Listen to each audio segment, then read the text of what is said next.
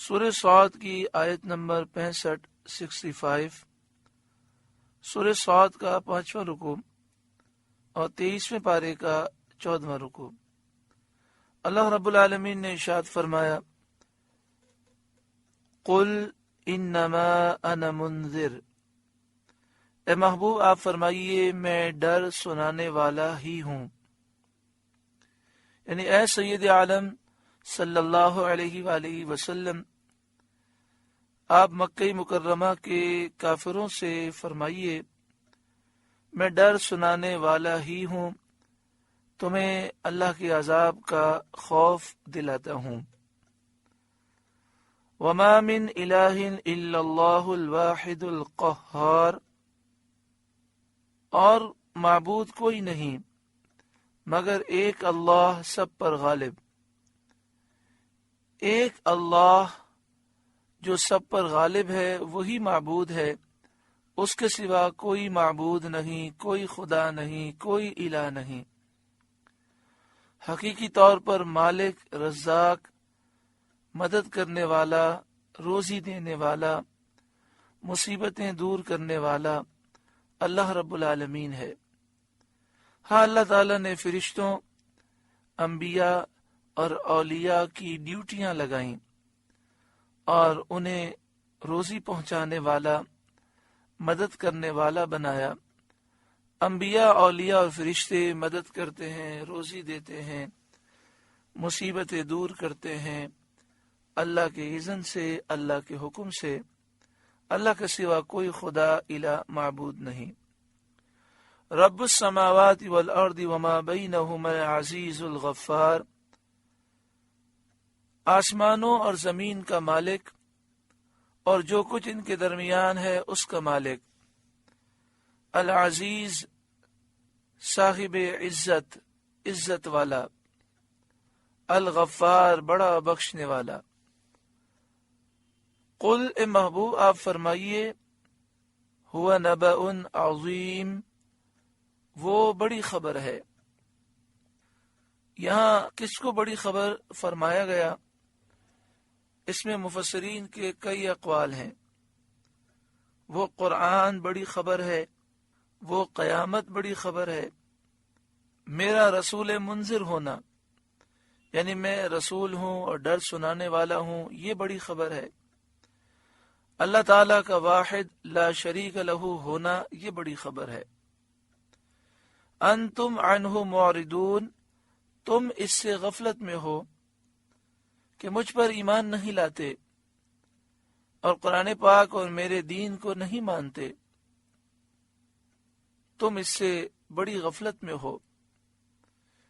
ما کان لی من علم بالملأ الاعلی اذ یختصمون، مجھے عالم بالا کی کیا خبر تھی جب وہ جھگڑے تھے، جب فرشتوں نے حضرت آدم علیہ السلام کے بارے میں بحث کی عالم بالا میں، تو مجھے کیا خبر تھی۔ یہ حضور سید عالم صلی اللہ علیہ وسلم کے صحت نبوت کی ایک دلیل ہے، اس بات کی دلیل ہے کہ آپ سچے نبی ہیں۔ مدعا اور مقصد یہ ہے کہ عالم بالا میں فرشتوں کا حضرت آدم علیہ السلام کے بارے میں سوال و جواب کرنا مجھے کیا معلوم ہوتا اگر میں نبی نہ ہوتا۔ میں نے اس کی خبر دی، اس کی خبر دینا میری نبوت کی دلیل ہے اور میرے پاس وحی آنے کی دلیل ہے۔ ان یوحا الی الا انما انا نذیر مبین، مجھے تو یہی وحی ہوتی ہے کہ میں نہیں مگر روشن ڈر سنانے والا، یعنی میں صرف روشن واضح ڈر سنانے والا ہوں، مجھے تو یہی وحی ہوتی ہے۔ حضرت علامہ مولانا صدر الافاضل مولانا نعیم الدین مراد آبادی علیہ رحمہ اس آیت کی تفسیر میں تفسیر خزائن العرفان میں لکھتے ہیں، دارمی اور ترمذی کی حدیثوں میں ہے، سید عالم صلی اللہ علیہ وآلہ وسلم نے فرمایا کہ میں اپنے بہترین حال میں اپنے رب عز و جل کے دیدار سے مشرف ہوا۔ حضرت عبداللہ بن عباس رضی اللہ تعالی عنہما فرماتے ہیں کہ میرے خیال میں یہ واقعہ خواب کا ہے، اور نبی کا خواب بھی سچا ہے اور وحی الہی ہے۔ حضور علیہ الصلوۃ والسلام فرماتے ہیں کہ حضرت رب العزت عز و علا و تبارک و تعالی اللہ تعالی نے فرمایا، اے محمد صلی اللہ علیہ وسلم، عالم بالا کے فرشتے کس بارے میں بحث کر رہے ہیں، کس بحث میں ہیں؟ میں نے عرض کیا، یا رب تو ہی دانا ہے، تو ہی جاننے والا ہے۔ حضور صلی اللہ علیہ وسلم نے فرمایا، پھر رب العزت اللہ رب العالمین نے اپنا دست رحمت و کرم میرے دونوں شانوں کے درمیان رکھا، اور میں نے اس کے فیض کا اثر اپنے قلب مبارک، دل مبارک میں پایا، تو آسمان و زمین کی تمام چیزیں میرے علم میں آ گئیں۔ پھر اللہ تبارک و تعالی نے فرمایا، یا محمد صلی اللہ تعالی علیہ وسلم، کیا آپ جانتے ہیں کہ عالم بالا کے فرشتے کس معاملے میں بحث کر رہے ہیں؟ میں نے عرض کیا، ہاں اے رب میں جانتا ہوں، وہ کفارات کے بارے میں بحث کر رہے ہیں، یعنی کون سے اعمال ایسے ہیں جو گناہوں کو مٹانے والے ہیں۔ اور کفارات یہ ہیں نمازوں کے بعد مسجد میں ٹھہرنا، یعنی ایک عمل نماز پڑھنے کے بعد مسجد میں فوراً نہ نکلنا، بلکہ مسجد میں بیٹھ کر اللہ کا ذکر کرنا، درود شریف پڑھنا، دعا مانگنا، یہ گناہوں کو مٹانے والا عمل ہے۔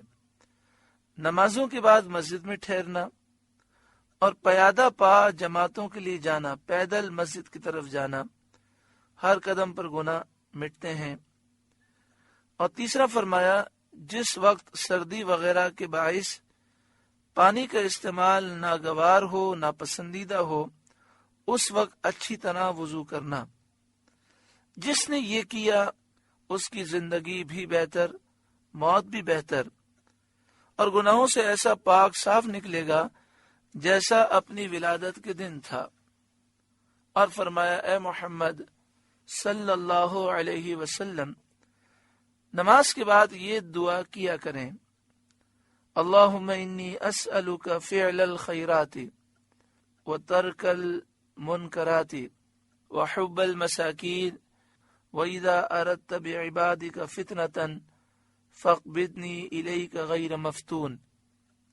اللہم، اے اللہ، انی، بے شک میں، اسألک، تجھ سے مانگتا ہوں، فعل الخیرات، نیکی والے کام، یعنی مجھے نیکی کرنے کی توفیق دے، وَتَرْكَ الْمُنْكَرَاتِ، اے اللہ مجھے گناہ چھوڑنے کی توفیق دے، وَحُبَّ الْمَسَاكِينِ، اے اللہ غریب و مسکینوں کی مجھے محبت دے، وَإِذَا أَرَدْتَ بِعِبَادِكَ فِتْنَةً، اے اللہ جب تو ارادہ کرے اپنے بندوں کے ساتھ آزمائش کا، فتنے کا، فَاقْبِضْنِي إِلَيْكَ غَيْرَ مَفْتُونٍ، تو مجھے اپنی طرف اٹھا لے فتنے میں مبتلا کیے بغیر، یعنی اے اللہ مجھے خاتمہ بالایمان نصیب فرما۔ تو اس حدیث پاک میں ہے کہ اللہ تعالیٰ نے فرمایا نماز کے بعد آپ یہ دعا کیا کریں۔ اللہ تعالیٰ ہمیں بھی یہ دعا کرنے کی توفیق عطا فرمائے۔ اپنے ہاتھوں کو بلند کریں اس نیت سے کہ اللہ تعالیٰ حضور صلی اللہ علیہ وسلم کے صدقے طفیل ہماری یہ دعا قبول و منظور فرمائے۔ اللہم انی اسألک فعل الخیرات وترک المنکرات وحب المساکین وَإِذَا أَرَدْتَ بِعِبَادِكَ فِتْنَةً فَاقْبِضْنِي إِلَيْكَ غَيْرَ مَفْتُونٍ صلی اللہ علیہ وسلم، آمین، بجاہ سید المرسلین صلی اللہ علیہ وسلم۔ بعض روایتوں میں یہ ہے کہ حضرت سید عالم صلی اللہ تعالی علیہ وآلہ وسلم نے فرمایا، مجھے ہر چیز روشن ہو گئی اور میں نے پہچان لی، یعنی جب اللہ تعالی نے دست رحم و کرم میرے دونوں شانوں کے درمیان رکھا تو میرے لیے ہر چیز روشن ہو گئی اور میں نے ہر چیز پہچان لی۔ اور ایک روایت میں ہے کہ جو کچھ مشرق اور مغرب میں ہے سب میں نے جان لیا۔ حضرت علامہ امام علاء الدین علی بن محمد بن ابراہیم بغدادی، جنہیں خازن کے نام سے پہچانا جاتا ہے، اپنی مشہور و معروف تفسیر خازن میں اس کے معنی یہ بیان فرماتے ہیں کہ اللہ تعالیٰ نے حضور سید عالم صلی اللہ علیہ وسلم کا سینہ مبارک کھول دیا اور قلب شریف کو، دل مبارک کو منور کر دیا، اور جو کوئی نہ جانے اس سب کی معرفت آپ کو عطا کر دی۔ جو بات آپ نہ جانتے تھے اللہ نے وہ سب کچھ آپ کو سکھا دی، تاکہ آپ نے نعمت اور معرفت کی سردی، ٹھنڈک اپنے قلب مبارک، دل مبارک میں پائی، اور جب قلب مبارک، قلب شریف منور ہو گیا، روشن ہو گیا اور سینہ مبارک کھل گیا، تو جو کچھ آسمان و زمین میں ہے اللہ کے بتانے سے آپ نے وہ سب کچھ جان لیا۔ اتنی واضح احادیث طیبہ و قرآن کی آیتوں کے باوجود اگر کوئی نبی اکرم صلی اللہ علیہ وسلم کے علم کا انکار کرے تو واقعی وہ کتنا بد نصیب ہے۔ اللہ تعالیٰ نے اولین و آخرین کا آپ کو علم عطا فرمایا، ساری مخلوق کو جو علم عطا کیا وہ بھی عطا کیا، اور جو مخلوق کو علم نہیں دیا وہ بھی اپنے محبوب کو اللہ رب العالمین نے عطا فرمایا۔ مگر یہاں پر دو مسئلے یاد رکھنے ہیں۔ اعلی حضرت امام اہل سنت نے تحقیق فرمائی اور دو مسئلے بیان فرمائے۔ ایک مسئلہ تو یہ کہ حضور صلی اللہ علیہ وسلم کا علم اللہ کے برابر نہیں، یہ عقیدہ رکھنا ضروری ہے۔ نبی اکرم صلی اللہ علیہ وآلہ وسلم کا علم اللہ کے برابر نہیں، بلکہ اعلی حضرت امام اہل سنت نے تو یہاں تک فرمایا کہ نبی اکرم صلی اللہ علیہ وآلہ وسلم، سارے نبیوں، سارے فرشتوں، ساری مخلوق کا علم جمع کیا جائے اور اللہ کے علم سے اس کی نسبت دیکھی جائے تو آپ فرماتے ہیں ایک مثال سے سمجھیں، ایک طرف کروڑوں سمندر ہیں اور ایک طرف ایک قطرے کا کروڑواں حصہ ہے۔ ایک قطرے کے کروڑویں حصے کو جو کروڑوں سمندروں سے نسبت ہے، اللہ اور مخلوق کے علم کے درمیان وہ نسبت بھی نہیں، کیونکہ اللہ کا علم ذاتی ہے، لامحدود ہے، غیر متناہی ہے، ہمیشہ سے ہے، تو مخلوق کے علم کو اس سے کوئی نسبت ہو ہی نہیں سکتی۔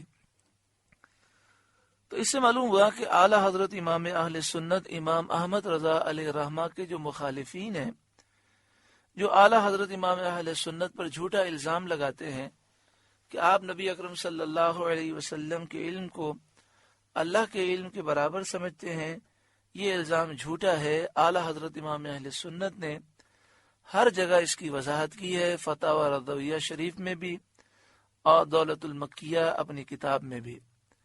دوسری بات، اعلی حضرت امام اہل سنت نے جگہ جگہ یہ دوسرا مسئلہ بیان فرمایا کہ اللہ کے علاوہ کسی کو عالم الغیب کہنا یہ درست نہیں۔ عالم الغیب صرف اللہ ہی کی بارگاہ میں یہ لفظ استعمال ہو سکتا ہے۔ عالم الغیب اللہ کے علاوہ کسی اور کو کہنا منع ہے۔ اعلی حضرت امام اہل سنت امام احمد رضا علیہ رحمہ نے جگہ جگہ یہ بات لکھی ہے کہ نبی اکرم صلی اللہ علیہ وآلہ وسلم کو بھی عالم الغیب کہنا منع ہے، بلکہ یہ کہنا چاہیے کہ اللہ نے اپنے کرم سے آپ کو غیب کے کئی خزانے عطا فرمائے، اولین آخرین کا علم دیا، لوح محفوظ کا علم دیا، پورے قرآن پاک کا علم عطا فرمایا، قرآن میں جو معانی مطالب ہیں اس کا علم عطا فرمایا، اس کے علاوہ بے حساب علم کے خزانے عطا فرمائے۔ لیکن عالم الغیب کا لفظ صرف اللہ ہی کی بارگاہ میں بولا جائے گا، اللہ کے سوا کسی اور کو عالم الغیب کہنا منع ہے۔ اس پوری تقریر سے دوسرا رد بھی ہو جاتا ہے کہ بعض جو اہل بدعت ہیں، گمراہ ہیں، بدعتی ہیں، بد عقیدہ، بد مذہب ہیں، وہ اعلی حضرت امام اہل سنت پر یہ الزام لگاتے ہیں کہ آپ نبی اکرم صلی اللہ علیہ وآلہ وسلم کو عالم الغیب کہتے ہیں، حالانکہ اعلی حضرت نے منع فرمایا ہے۔ تو یہ ایک دوسرا جھوٹ ہے جو اعلی حضرت امام اہل سنت امام احمد رضا علیہ رحمہ کی طرف منسوب کیا جاتا ہے۔ اعلی حضرت امام اہل سنت ولی کامل ہیں، مجدد ہیں، 1000 سے زائد آپ کی کتابیں ہیں اور ان میں علوم و معانی ہیں۔ اعلی حضرت نے اپنی کتابوں میں وہی بات کہی ہے جو قرآن سے ثابت ہے، جو احادیث طیبہ سے ثابت ہے، جو صحابہ اور بزرگان دین سے ثابت ہے۔ اللہ تعالیٰ اعلی حضرت امام اہل سنت کے درجات مزید بلند و بالا فرمائے، اور جو جھوٹا الزام لگاتے ہیں اللہ تعالیٰ ان کے شر سے مسلمانوں کو محفوظ فرمائے۔ آگے ارشاد فرمایا، اذ قال ربک للملائکۃ، جب تمہارے رب نے فرشتوں سے فرمایا، انی خالق بشرا من طین، کہ میں مٹی سے انسان بناؤں گا، یعنی میں آدم علیہ السلام کو پیدا کروں گا۔ فَإِذَا سَوَّيْتُهُ وَنَفَخْتُ فِيهِ مِن رُوحِي، پھر جب میں اسے ٹھیک بنا لوں اور اس میں اپنی طرف کی روح پھونکوں، یعنی اس کی پیدائش مکمل کر دوں اور اس کو زندگی عطا کر دوں، فَقَعُوا لَهُ سَاجِدِينَ، تو تم اس کے لیے سجدے میں گرنا۔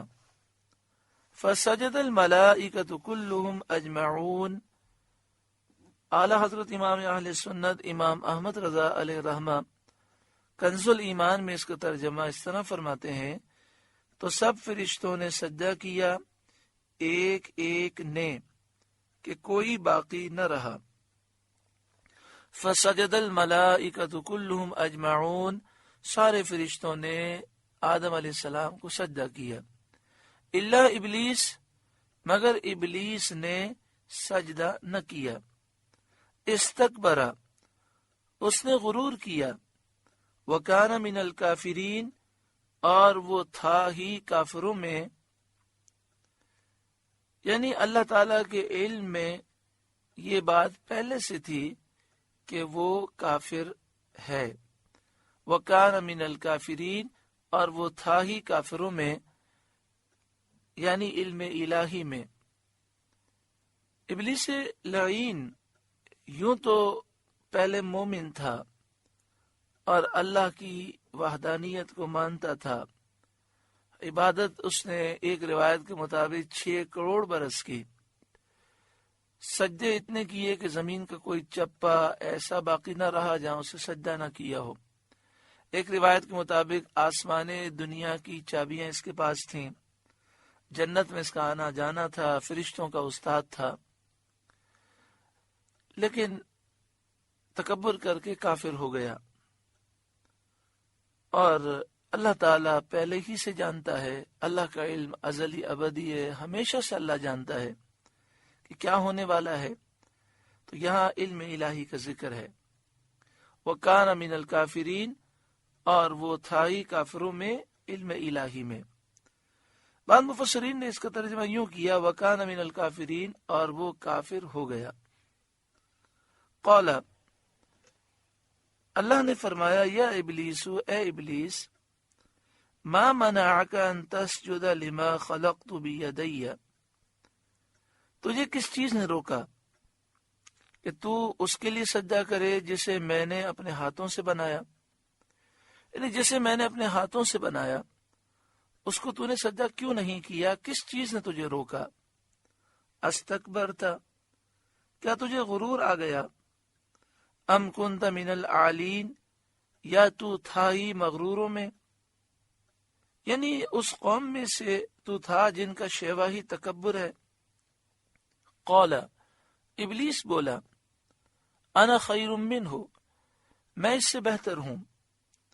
اس سے ابلیس کی مراد یہ تھی کہ اگر آدم علیہ السلام آگ سے پیدا کیے جاتے اور میرے برابر بھی ہوتے جب بھی میں انہیں سجدہ نہ کرتا، اب میں ان سے بہتر ہوں تو بہتر ہو کر انہیں سجدہ کیوں کروں؟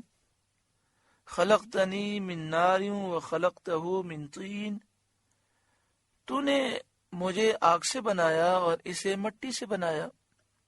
قال، اللہ نے فرمایا فاخرج منہا، تو جنت سے نکل جا، فإنک رجیم، کہ تو رجیم ہے، تو راندا گیا، تو دھتکارا ہوا ہے، اپنی سرکشی، نافرمانی اور تکبر کی وجہ سے تو راندا گیا۔ پھر اللہ تعالیٰ نے ابلیس کی صورت بدل دی۔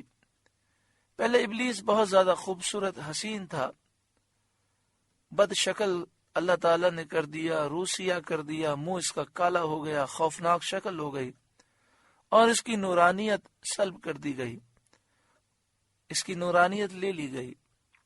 وَإِنَّ عَلَيْكَ لَعْنَتِي إِلَى يَوْمِ الدِّينِ، اور بے شک تجھ پر میری لعنت ہے قیامت تک، اور قیامت کے بعد لعنت بھی ہے اور طرح طرح کے عذاب بھی ہیں۔ قال، شیطان نے کہا ربی، اے میرے رب، فانظرنی الی یوم یبعثون، ایسا ہے تو مجھے مہلت دے اس دن تک کہ وہ اٹھائے جائیں۔ انہیں آدم علیہ السلام اور ان کی اولاد جب فنا ہو جائے اور فنا ہونے کے بعد کل بروز قیامت وہ جزا کے لیے اٹھیں، اس وقت تک مجھے مہلت دے۔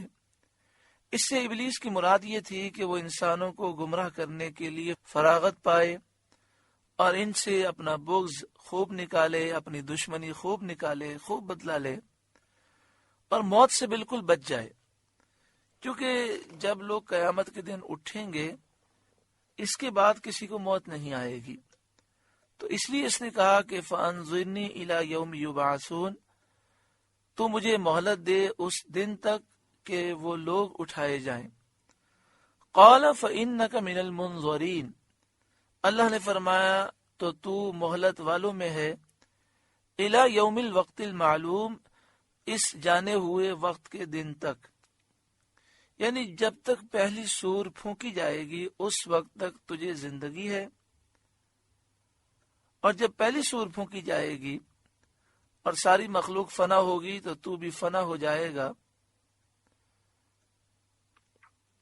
قال، ابلیس بولا فبعزتک، تو تیری عزت کی قسم، لأغوینہم اجمعین، ضرور میں ان سب کو گمراہ کر دوں گا، الا عبادک منہم المخلصین، مگر جو ان میں تیرے چنے ہوئے بندے ہیں، جو مخلص ہیں، جنہیں تو نے چن لیا ہے، جن پر تیرا کرم ہے، میں انہیں گمراہ نہیں کر سکوں گا۔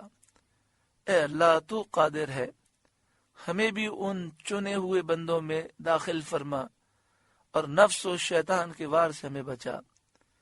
قال، اللہ تعالی نے فرمایا فالحق، تو سچ یہ ہے، والحق اقول، اور میں سچ ہی فرماتا ہوں، لأملأن جہنم منک وممن تبعک منہم اجمعین، بے شک میں ضرور جہنم بھر دوں گا تجھ سے اور ان میں سے جتنے تیری پیروی کریں گے سب سے، یعنی اے شیطان لعین، تجھے بھی جہنم میں ڈالوں گا، تیری اولاد کو بھی ڈالوں گا، اور انسانوں میں سے جو لوگ تیری پیروی کریں گے انہیں بھی جہنم میں ڈالوں گا۔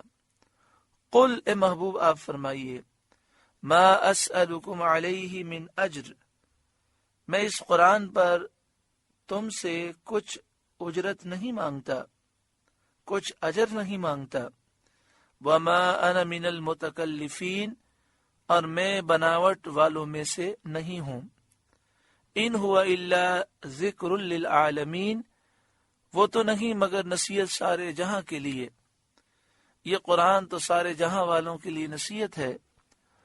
وَلَتَعْلَمُنَّ نَبَأَهُ بَعْدَ حِينٍ، اور ضرور ایک وقت کے بعد تم اس کی خبر جانو گے۔ حضرت عبداللہ بن عباس رضی اللہ تعالی عنہما نے فرمایا کہ موت کے بعد تم جان لو گے، اور ایک قول یہ ہے کہ قیامت کے دن جان لو گے کہ کیا حق ہے۔ سورہ صاد کا درس مکمل ہوا۔ اللہ رب العالمین اس سورہ مبارکہ کے نور سے ہمارے قلوب کو روشن فرمائے۔